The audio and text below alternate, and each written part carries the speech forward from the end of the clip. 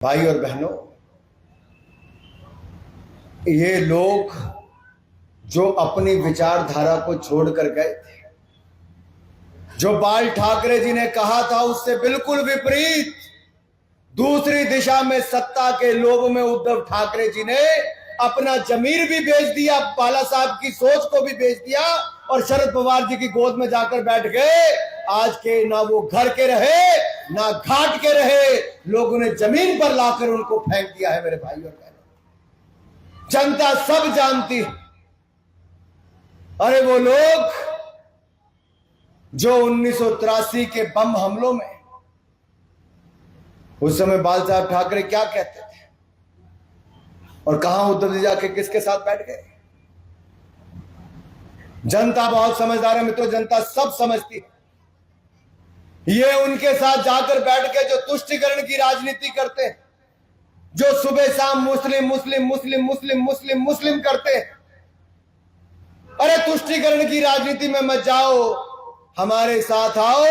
ये मोदी सरकार है जो तुष्टिकरण नहीं संतुष्टिकरण करती है, सबका साथ सबका विकास करती है।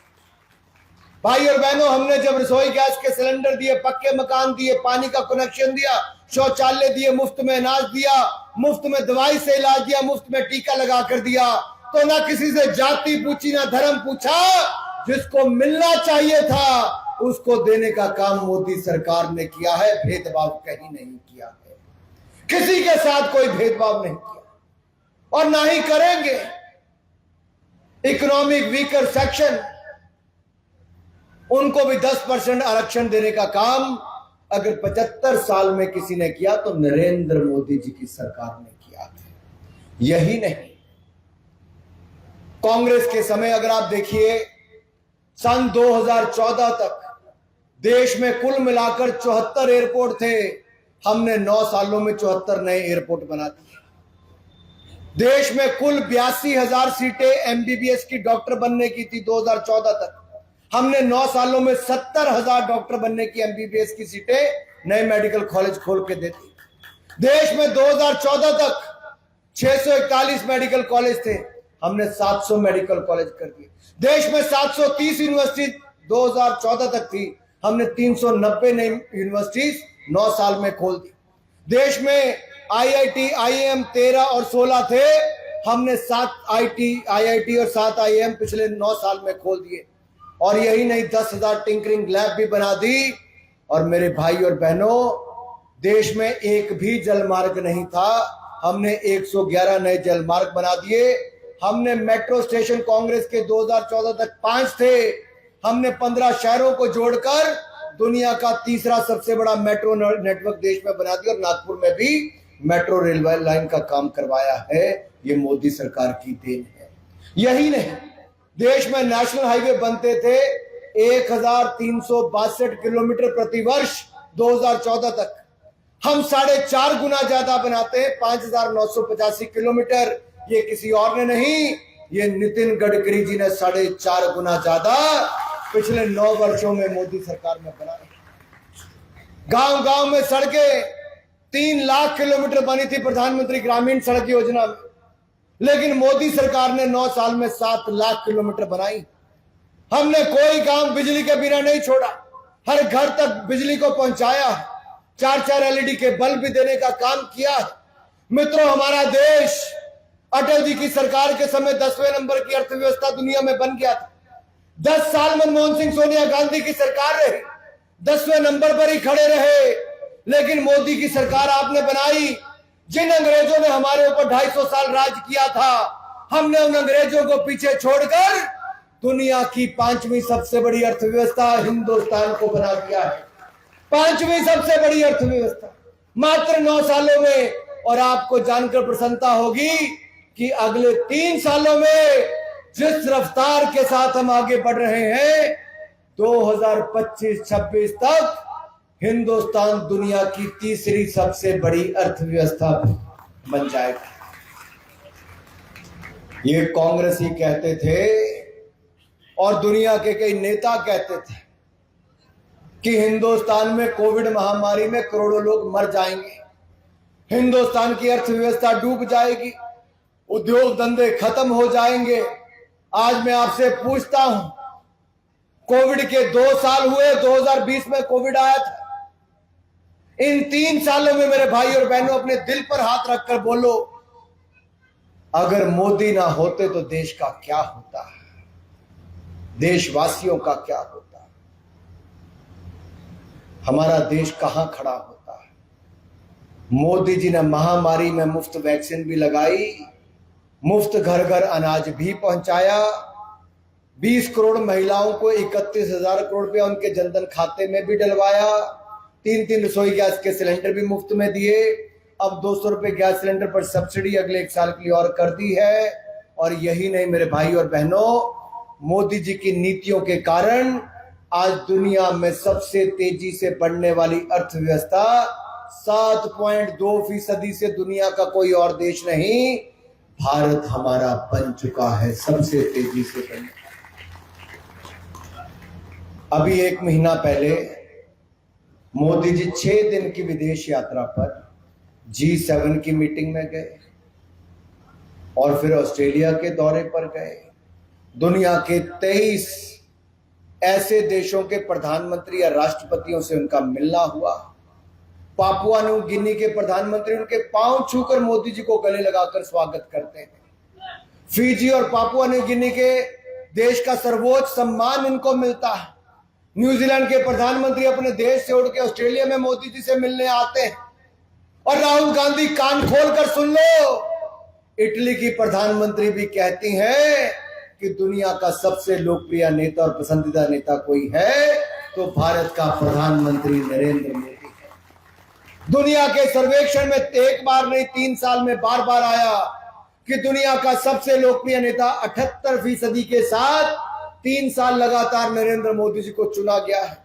यही नहीं,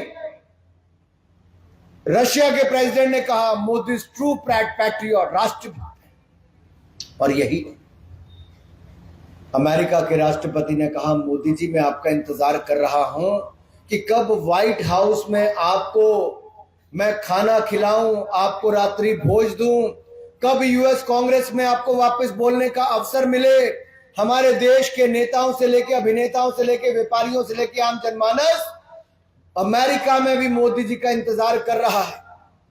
ये उन्होंने ऑस्ट्रेलिया में कहा था, जापान में कहा था। लेकिन मित्रों, जब मोदी जी के कदम अमेरिका में पड़े तो यूनाइटेड नेशंस के हेडक्वार्टर में दुनिया के 5-7 देश नहीं, दुनिया के 135 देशों के प्रतिनिधि मोदी जी के साथ योगा कर रहे थे, मोदी जी के साथ योगा कर रहे थे।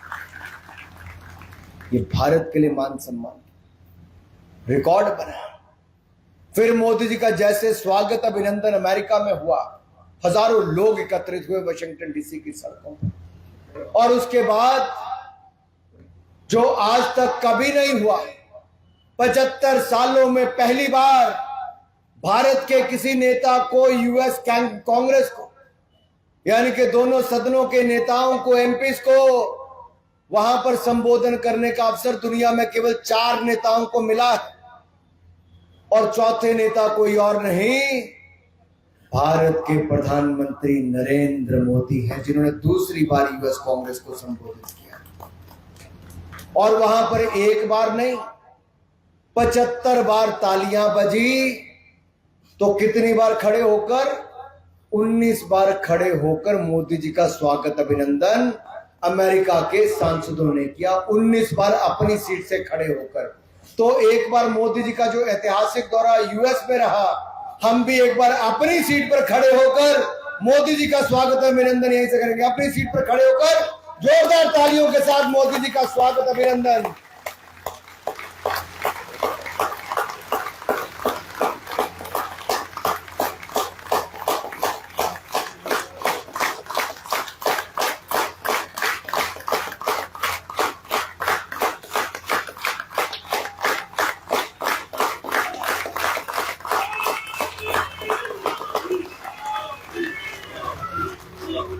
अब ये मोदी मोदी यहां सुनना जितना अच्छा लग रहा है, उतना यूएस कांग्रेस में भी मोदी मोदी हो रहा था और वहां पर भी भारत माता की जय के नारे अमेरिका में लग रहे थे।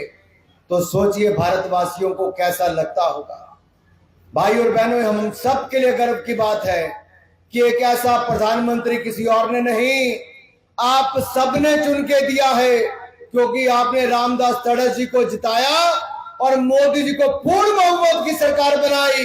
तो एक बार जोरदार तालियां अपने लिए बजा लीजिए कि आपने शानदार काम किया है भारतीय जनता पार्टी को जिताने का और मोदी सरकार बनाने का।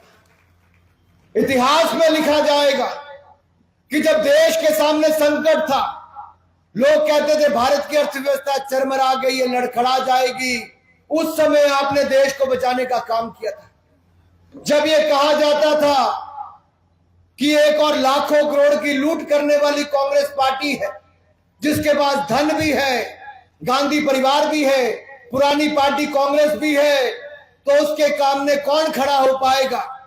तो कांग्रेस के लोग उपहास उड़ाते थे, मोदी जी का मजाक उड़ाते थे और कहते थे कि मोदी जी की मां तो बर्तन मांजने वाली है, मोदी तो चाय बेचने वाला है।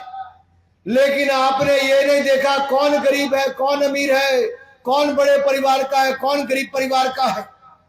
आपने तो देश बेचने वाली कांग्रेस को नकार दिया और ईमानदार चाय बेचने वाले को देश का प्रधानमंत्री आपने बना दिया। ईमानदार व्यक्ति को आपने बैठाया तो प्रधान सेवक बनके सेवा भाव के साथ देश को आगे बढ़ाया। टेक्नोलॉजी का उपयोग करके आज सुशासन के नए आयाम स्थापित किए। गरीबों के कल्याण के लिए अनेकों योजनाएं चलाकर आज 27% गरीबों को गरीबी रेखा से बाहर निकालने का कार्य किया है। आज हिंदुस्तान में 1% से कम आबादी अति गरीबी रेखा के नीचे रह गई, बाकियों को बाहर निकालने का काम किया। क्योंकि पक्के मकान, शौचालय, बिजली, रसोई गैस का सिलेंडर, इलाज, बाकी सब सुविधाएं देने का काम और 1 लाख करोड़ रुपए तक मनरेगा में खर्च करके नीचे रोजगार देने का काम भी किया। ये जो विकास की परियोजनाएं चली है, इस साल के लिए 10 लाख करोड़ रुपए का बजट कैपिटल आउटले में है, जो बड़े बड़े भवन, सड़कें, सबका निर्माण होना है। जब नितिन गडकरी जी देश में भूतल परिवहन मंत्री बने थे, तब बजट कितना था? 25,363 करोड़ रुपया 2013-14 में, और आज कितना है? 2,70,000 करोड़ रुपया। 10 गुना ज्यादा सड़कों पर खर्च होता है और हमने कांग्रेस से कई गुना ज्यादा सड़कें एक दिन में बनानी शुरू कर दी। वंदे भारत आपने कभी नाम नहीं सुना था कांग्रेस के समय। हमने पिछले 4 सालों में एक नहीं 25 से ज्यादा नई वंदे भारत चला दी है, और पिछले कल मोदी जी ने 5 नई वंदे भारत ट्रेनों को देश भर में चलाने का कार्य किया है। यह नए भारत की बुलंद तस्वीर है और यह नया भारत मोदी जी के नेतृत्व में बन रहा है। मित्रों, मैं आपसे पूछने आया हूं और आपको मेरी एक एक बात का जवाब देना होगा, क्योंकि 1 साल के बाद हम चुनाव में जाने वाले हैं। आप हाँ या ना में जवाब दीजिएगा। क्या आपको भ्रष्टाचार वाली सरकार वापस चाहिए? भाई, जब नहीं करना होगा तो ऐसे करके नहीं बोलते जाना, ठीक है? क्या आपको कांग्रेस की भ्रष्टाचारी सरकार वापस चाहिए? क्या राहुल गांधी, सोनिया गांधी की सरकार वापस चाहिए? क्या तुष्टीकरण की राजनीति करने वाली चाहिए, जो कभी कहते थे गरीबी हटाओ और गरीबों को मिटाने का काम किया? ऐसी कांग्रेस वापस चाहिए? अगर ऐसे नहीं चाहिए तो मैं पूछता हूं आपसे, क्या देश का मान सम्मान आगे बढ़ाने वाली, भारत को नई ऊंचाइयों पर ले जाने वाली, भारत को और सशक्त करने वाली, क्या नरेंद्र मोदी की सरकार वापस चाहिए? चाहिए? ये एक हाथ तो अपना वोट पक्का करो, परिवार का तो 2 हाथ से पक्का होगा मेरे भाई। क्या नरेंद्र मोदी जी की भारतीय जनता पार्टी की सरकार चाहिए? तो बोले भारत माता की, नरेंद्र मोदी को जय श्री राम। मित्रों, क्यों चाहिए वापस मोदी सरकार? क्योंकि स्थिरता और निरंतरता बहुत आवश्यक है। Stability and continuity is the key. स्थिर सरकार होगी, अनुभवी नेतृत्व होगा, निर्णायक सरकार होगी और मोदी जैसा मजबूत नेता होगा तो 26/11 का हमला जो सोनिया गांधी की सरकार के समय हुआ था और मनमोहन सिंह जी साइलेंट मोड पे चले गए थे, ये मोदी सरकार है, साइलेंट मोड पे नहीं जाती है, घर में घुसकर सर्जिकल स्ट्राइक करना जानती है। सर्जिकल स्ट्राइक करना, मित्रों, सर्जिकल स्ट्राइक करने वाले के लिए दम चाहिए। हमारे फौजी भाइयों में दम पहले भी था, लेकिन कांग्रेस वाले उनके पीछे खड़े नहीं होते थे। 10 साल इंतजार करना पड़ा उनको। कश्मीर में बैठे हमारे सैनिकों को बुलेट प्रूफ जैकेट नहीं बनाकर दी। मोदी सरकार बनी तो 2 lakh bullet proof jacket make in India 3 साल में मोदी सरकार ने बनाकर दे दी। और अब तो रफेल विमान दे दिए, लड़ाकू हेलीकॉप्टर भी दे दिए, मिसाइल भी आत्मनिर्भर भारत में make in India they the, AK-47 से AK-56 और नए नए टैंक और तोपे भी दे दी। सीमा पर सुरक्षा की बड़ी बड़ी दीवारों के साथ साथ हमने नई सड़कें और पुल का निर्माण भी कर दिया है। जो कांग्रेस ने 75 साल में सोचा नहीं, वो मोदी ने 9 साल में करके दिखा दिया। और जब चीन के ओर से अतिक्रमण होने का प्रयास हो रहा था, चीन की सेना अतिक्रमण करना चाहती थी, अंदर घुसना चाहती थी, तो हमारी सेना के जवानों ने ऐसा मुंह तोड़ जवाब दिया कि आज तक चीन दोबारा हिम्मत नहीं कर पाया भारत की ओर आंखें उठाकर देखने का। मोदी जी ने कहा था, ना आंखें झुकाकर बात करूंगा, ना आंखें दिखाकर, आंखों से आंखें मिलाकर बात करूंगा और कंधे से कंधा मिलाकर चलूंगा। आज दुनिया के सारे नेता कहते हैं मोदी जैसा नेतृत्व चाहिए।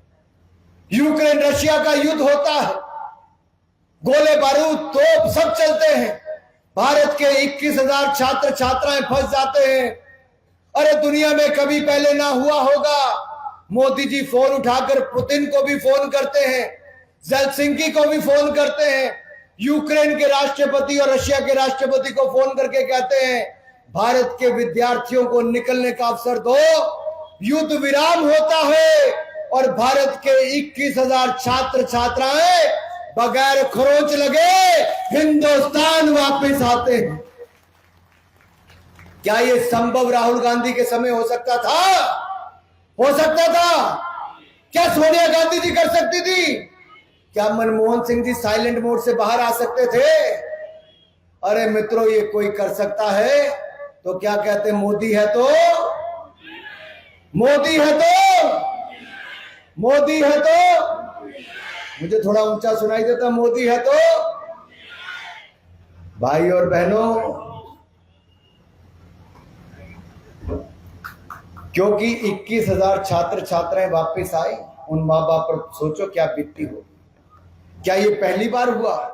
नहीं, यमन में जब हुआ, अभी सूडान में हुआ, नेपाल में अर्थक्वेक आया, अफगानिस्तान में तालिबान ने कब्जा कर लिया, टर्की सीरिया में जब हुआ, तब भी इन देशों से 19,700 भारतीयों को अगर हिंदुस्तान वापस लाने का सफल काम किसी ने किया तो मोदी सरकार ने ही किया।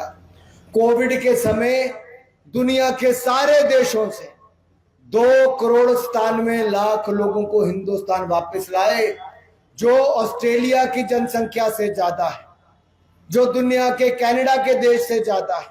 ऐसे दुनिया के सैकड़ों देशों से ज्यादा भारतीयों को तो हम हिंदुस्तान वापस लाने का काम कोविड के समय किया, जो असंभव काम था। असंभव को भी संभव करने का कार्य मोदी जी करते हैं। मित्रों, बात मैं इसलिए करता हूं ये सारी, आज कांग्रेस कई बार आपकी आंखों में धूल झोंकने का काम करते हैं। वो कहते हैं महंगाई बढ़ गई। आपको अगर कोई अमेरिका में जानता है, रशिया में जानता है, यूक्रेन में जानता है, यूरोप में जानता है, जापान में जानता है, तो पूछिए महंगाई क्या होती है। अमेरिका में जहां 40 साल में महंगाई नहीं बढ़ी, वहां 3-3 गुना से ज्यादा महंगाई है। यूरोप की और बाकी देशों की हालत है। लेकिन हिंदुस्तान में जब कांग्रेस की सरकार थी तब भी 2013-14 में, सन 2013-14 में 12 से 13% महंगाई थी। आज मात्र 4.50% महंगाई है। अगर मौसम के खराब होने के कारण हफ्ते भर के लिए टमाटर के दाम बढ़ जाएं तो इसका मतलब ये नहीं सब चीजों के दाम बढ़ गए। मेरा सवाल यह है राहुल गांधी से और बाकी विपक्षी दलों से, मोदी जी ने तो पिछले 2 सालों में तेल के दाम घटाए, टैक्सेस को कम किया, लेकिन जहां जहां कांग्रेस की और विपक्षी सरकारें हैं वहां तेल के दाम बढ़ा दिए गए और 100 रुपए से ज्यादा 110 रुपए वहां पे प्रति लीटर दाम कर दिया गया। मित्रों, हमें सच्चाई को जानने की जरूरत है। गरीब के हित में किसी ने काम किया तो मोदी सरकार ने। आज दुनिया भर के देश यहां पर इन्वेस्टमेंट करना चाहते हैं। गूगल से लेकर बोइंग जैसी कंपनी, माइक्रोन से लेकर बाकी अप्लाइड साइंसेज जैसी कंपनी आज हिंदुस्तान में लाखों करोड़ का निवेश करने आ रहे हैं। इसका फायदा किसको मिलेगा? आपको मिलेगा। अगर एमआरओ ये जहाजों का मेंटेनेंस रिपेयर का काम कहां पर होगा तो हमारे नागपुर में उसका लगने वाला है। किसको लाभ मिलेगा? वर्धा से लेकर नागपुर के लोगों को उसका लाभ मिलने वाला है। एक नहीं, ऐसी अनेकों सुविधाएं जो मोदी सरकार के समय हुई। मैं अपने भारतीय जनता पार्टी के कार्यकर्ताओं से कहना चाहता हूं, ये 9 वर्ष सेवा के, सुशासन के और गरीब कल्याण के, और ये 1 वर्ष हमें पार्टी के लिए देना है। आपको अपने पोलिंग बूथ पर अगले 1 महीने में 30 दिन बहुत होते हैं मेरे भाई और बहनों, 250 घर एक पोलिंग बूथ पे होते हैं। रोज के 7-8 घर भी जाओगे तब भी आप अकेले भी 250 घर कर लोगे। हमें पार्टी ने एक पैम्फलेट बनाया जहां पर उपलब्धियां गिनाई गई। आपको जनता को जाकर बताना है कि हमने क्या किया है और जनता को साथ में जोड़कर आगे बढ़ाना है। यह इसलिए जरूरी है क्योंकि दुनिया आज भारत की ओर बड़ी उम्मीद के साथ देख रही है। हम कोई मौका ऐसा किसी राजनीतिक दल को नहीं दे सकते जहां 19-21 की कोई कमी रह जाए। मोदी सरकार निर्णायक तब हो पाई, बड़े और कड़े निर्णय तब कर पाई, दुनिया भर में भारत का नाम तब बढ़ा पाई जब पूर्ण बहुमत की सरकार आपने 2014 और 2019 में बनाई। इसलिए पूर्ण बहुमत की सरकार बनाने के लिए हमें एक बार फिर वर्धा को जीतना होगा, फिर कमल का फूल खिलाना होगा और 300 पार फिर करके मोदी सरकार को केंद्र में लाना होगा। इसलिए भाई और बहनों, आपको एक ऐसा खासदार मिला है जो गांव गांव जाता है। भारतीय जनता पार्टी के कार्यकर्ता भी गांव गांव जाते हैं। हमारे यहां पर आमदार बैठे हैं जो पार्टी की सेवा के लिए सदा समर्पित हैं। मैं चाहता हूं कि जो शानदार कार्यक्रम सांसद खेल महोत्सव आपने किया, उसमें हजारों खिलाड़ियों ने भाग लिया और कुछ ऐसे खिलाड़ियों को भी आपने और विद्यार्थियों को यहां पर सम्मानित किया जिन्होंने शानदार प्रदर्शन खेलों में और शिक्षा में किया है। एक बार जोरदार तालियों के साथ उनका स्वागत और अभिनंदन किया जाए। और जिन्होंने खेल महोत्सव को सफल बनाया, यह टीम के बिना संभव नहीं होता है। यह टीम भी रामदास तड़स जी आपने बनाई और टीम ने शानदार काम किया। एक बार खेल महोत्सव की टीम को भी और पार्टी के संगठन को बहुत बहुत बधाई, बहुत बहुत शुभकामनाएं। हिंगणधार और वर्धा में आपने खेलों की सुविधाओं को बनाने की बात कही है। मैं रामदास जी इतना ही कहूंगा, मोदी सरकार ने सत्ता में आने के बाद खेलों के बजट को 3.5 गुना ज्यादा कर दिया है। देश भर में 3200 करोड़ रुपए के खेल के स्टेडियम बन रहे हैं और हम इसके अलावा देश में 1000 खेलो इंडिया सेंटर बना रहे हैं। हर जिले में एक खेलो इंडिया सेंटर अवश्य बनेगा और उसमें पूर्व चैंपियन एथलीट को ही उस सेंटर को चलाने के लिए 5 लाख रुपया सालाना अलग से दिया जाएगा। और ये 1000 खेलो सेंटर मैंने 1 साल का समय रखा था। मैं 15 अगस्त 2023 से पहले देश को 1000 खेलो इंडिया सेंटर मोदी सरकार में समर्पित आप सबको कर देंगे। खिलाड़ियों को ये लाभ भी मिलेगा। और खेलो इंडिया स्कीम के अंतर्गत खेलो इंडिया अभियान, इसमें हमने खेलो India youth games, winter games और यूनिवर्सिटीज गेम्स का आयोजन किया। 15,000 खिलाड़ी हर साल खेलते हैं, नए नए नेशनल रिकॉर्ड बनते हैं। और रामदास तड़े जी के पास तो ना केवल ये कुश्ती करते रहे, बल्कि अब कुश्ती संघ की जिम्मेदारी भी इनके पास है। तो हम प्रयास करेंगे पूरे महाराष्ट्र में कुश्ती का एक ऐसा वातावरण बने कि भविष्य में जब मेडल कोई देश के लिए जीत कर लाए तो उसमें मेरे महाराष्ट्र के खिलाड़ियों का नाम भी आगे बढ़ चढ़ कर आए। आपको पता है पहला मेडल कौन लाया था कुश्ती का जीतकर?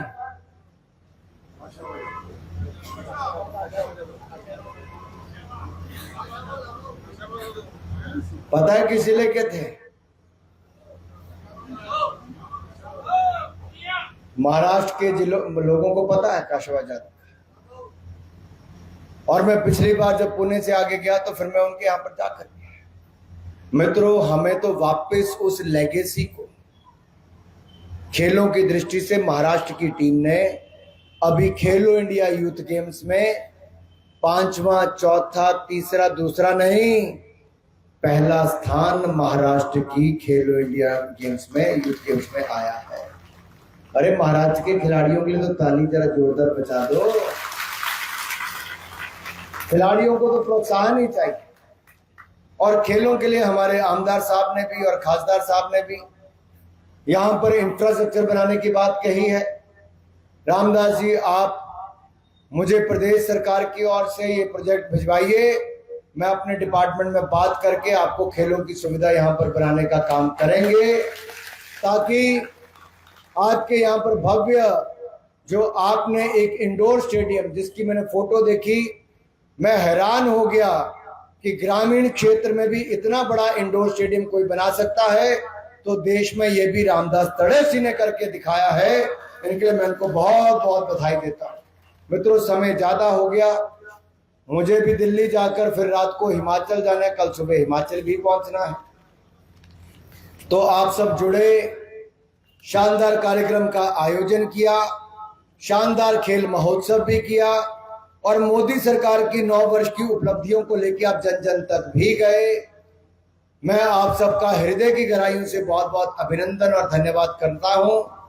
मैं चाहता हूं रामदास सर जी, अगर आपकी अनुमति हो तो इस कार्यक्रम के बाद मैं पीछे जाकर, जो मेरे भाई स्क्रीनों पर ही मुझे देख पा रहे हैं, मैं व्यक्तिगत रूप से जाकर पीछे जब उनसे एक बार मिल लूं तो मुझे भी आनंद मिलेगा कि मैं उनसे मिल पाया। आप सब जुड़े, आप सबका बहुत बहुत धन्यवाद।